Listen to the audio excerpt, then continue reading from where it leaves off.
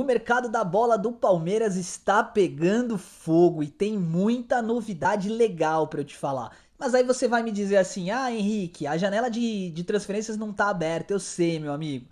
Mas o ponto é que as negociações que vão acontecer no final dessa temporada e no começo ali do ano que vem já estão rolando e tem coisa quente.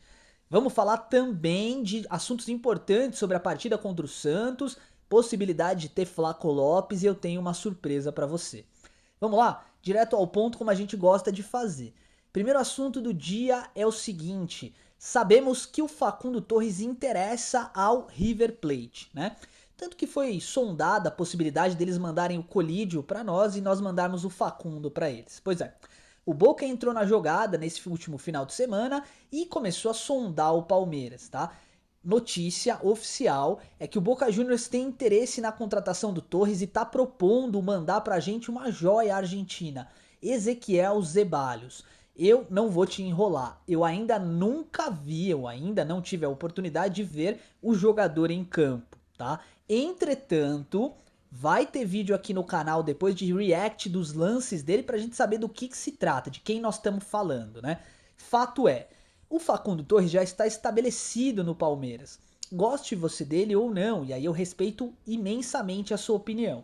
Mas faz sentido a gente trocar 6 por meia dúzia? Bom, vamos fazer o vídeo do React depois e a gente volta a falar disso. Fato é, se o River Plate e o Boca Juniors se interessam pelo jogador e se ele faz parte da seleção uruguaia em cada convocação, talvez o Palmeiras possa esperar um pouquinho mais para negociar o jogador. O que você acha? Eu tô te dizendo isso porque eu tinha uma expectativa muito alta quando o Palmeiras trouxe o Flaco. E ele não conseguiu render de imediato. Quando isso aconteceu, eu confesso que eu dei uma criticada, né? Não em vídeo, mas pessoalmente. E eu me arrependi, porque o futebol que ele tem desempenhado recentemente é algo de primeiro nível, né? Vamos ver como essa situação vai se desenrolar. Eu trago todas as informações para você quando tiver novidade, tá? Outro assunto, e aí esse sim me pegou de surpresa, tá? Porque eu não estava esperando. O colunista setorista Thiago Ferreira deu a notícia de que o Palmeiras e o Flamengo estão tentando trazer o colombiano Arias. John Arias é alvo de Palmeiras e Flamengo para 2026. Deixa eu te contextualizar para você entender o que tá pegando. O Wolverhampton é um time da primeira divisão da Inglaterra, você já sabe, time que contratou ali o John Arias, né? E está na última posição da Premier League com chances reais de rebaixamento. Caso o Wolves seja rebaixado para a segunda divisão, o time inglês vai ter que refazer o time, tá? Porque lá na Inglaterra existem políticas bem severas com relação a fair play, né? Então, provavelmente vai vender o John Arias. Ele não conseguiu encantar os gringos ainda, tá? Ele ainda não fez boas partidas, sabe? Não conseguiu desenrolar aquele futebol que ele estava desenrolando aqui no Brasil. E aí, o mercado brasileiro já tá voando no jogador, é claro, né? Mas o Palmeiras tem uma vantagem, e é esse o ponto que eu tô sempre falando aqui. Janela de negociação. Quando clubes sentam na mesa de negociação para conversar e para tentar trazer um jogador ou vender um jogador, é importantíssimo que você tenha um pilar de sustentação do outro lado da negociação. Qual é o pilar que o Palmeiras está amparando? O Palmeiras fez ótimas tratativas com o Wolves porque o Wolverhampton queria trazer o Riquelme Felipe. Então estabeleceu-se uma linha de comunicação direta e tranquila.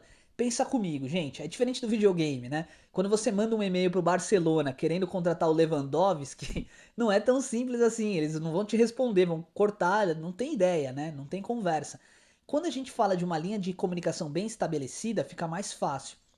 A informação que o Thiago deu é que o Palmeiras já ofertou, inclusive, 108 milhões de reais para tentar trazer o jogador. E ó, na boa, o Arias é muito bom jogador. Se a gente tá perdendo, né, o Endrick, porque houve uma possibilidade aí dele vir por empréstimo do Real Madrid aqui pro Palmeiras, eu acho que o Arias é um bom jogador. Imagina esse time com Paulinho, Vitor Roque, Flaco Lopes, John Arias, cara, realmente sobe o nível do Verdão. Eu não tenho certeza se o Palmeiras vai conseguir arrematar essa contratação. O Flamengo tá na jogada também e isso é ruim, né? Porque tá estabelecendo uma outra fonte de ligação. O Flamengo também tem jogadores que interessam aos Wolves, né?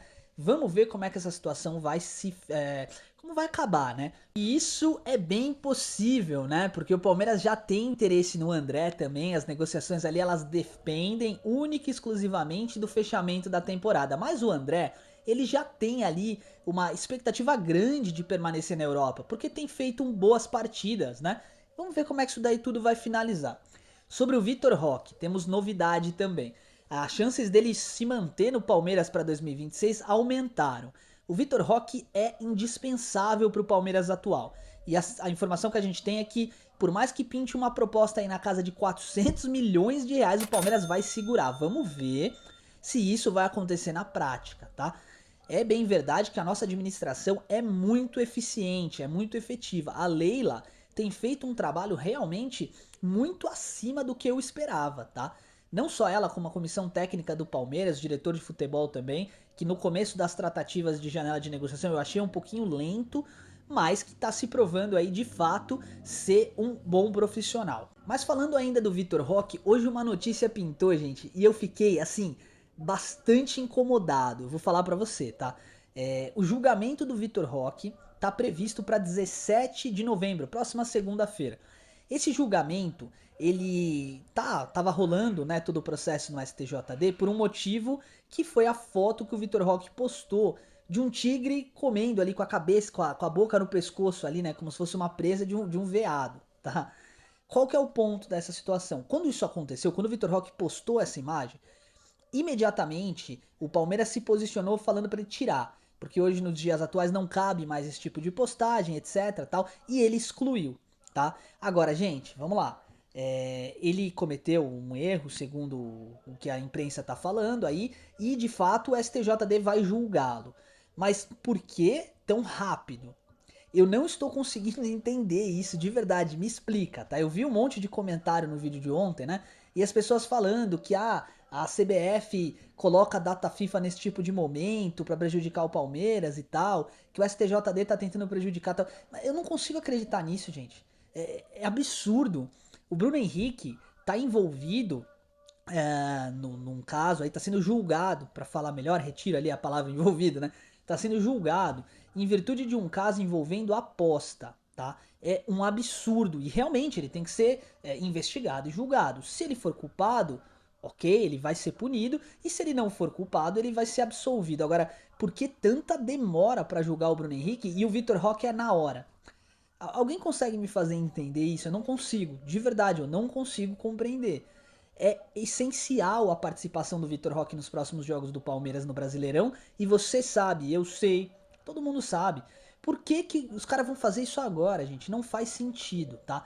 A Leila Pereira ontem veio a público e se posicionou de maneira firme contra o STJD, contra a maneira com a qual o STJD está conduzindo essa questão processual, né, do Bruno Henrique. E, cara, não faz sentido.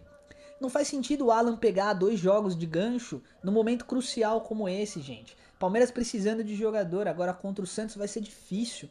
Já vamos falar dessa partida contra o Santos, né? Mas vai ser muito complicado. Como é que a gente vai fazer para jogar dessa forma, né? Então, assim, cara, de verdade, eu estou muito incomodado com essa situação, imagino que você também. E falando em estar incomodado, tem uma coisa que tá me incomodando também, gente. O Palmeiras estava vindo de uma sequência de partidas fantástica, né? Perdeu pro Mirassol, fez uma partida ruim. Beleza, concordo com quem tá falando isso aí também. Mas, gente, vamos lá, vamos pôr os pingos nos is, né? Tem gente falando que o Palmeiras não jogou nada a temporada inteira, que o Palmeiras acabou, que não sei. Calma! Tem muito torcedor desesperado, muito imediatista. Eu sei que o dia a dia atualmente é muito complicado, que a gente se tornou uma sociedade imediatista, né? É tudo pra ontem e etc. Mas, gente, calma. O Palmeiras é um projeto, é muito mais do que essa temporada. Se o Verdão não ganhar nada essa temporada, tá? Se perder o Brasileirão e a Libertadores, vai ser triste pra caramba.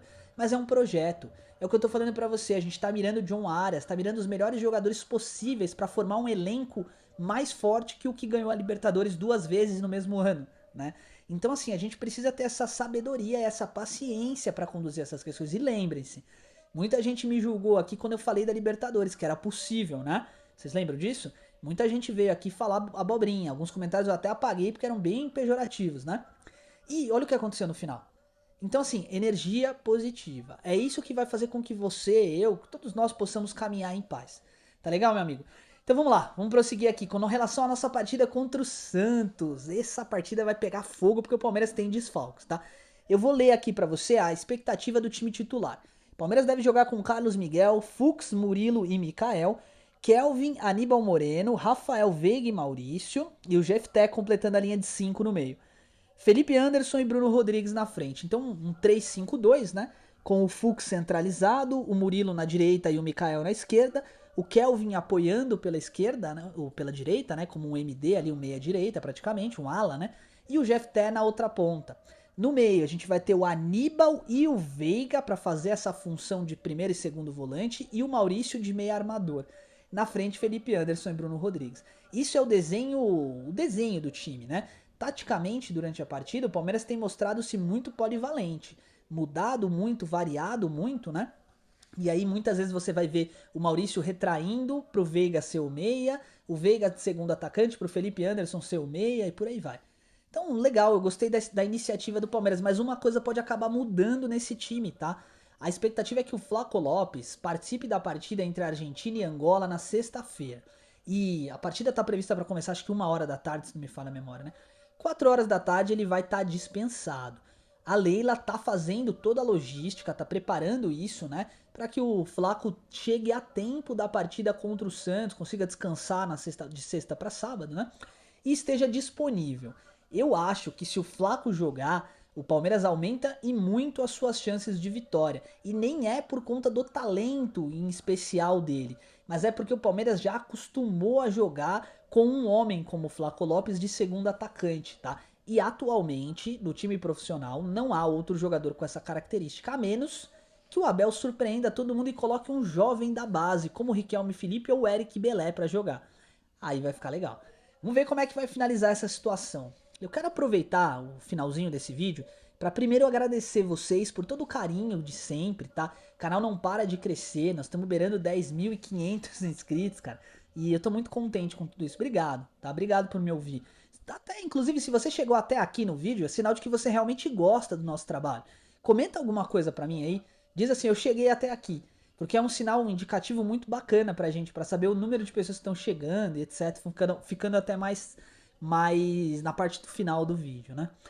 Bem, eu quero te agradecer do fundo do meu coração por tudo e deixar só uma mensagem final aqui pra você.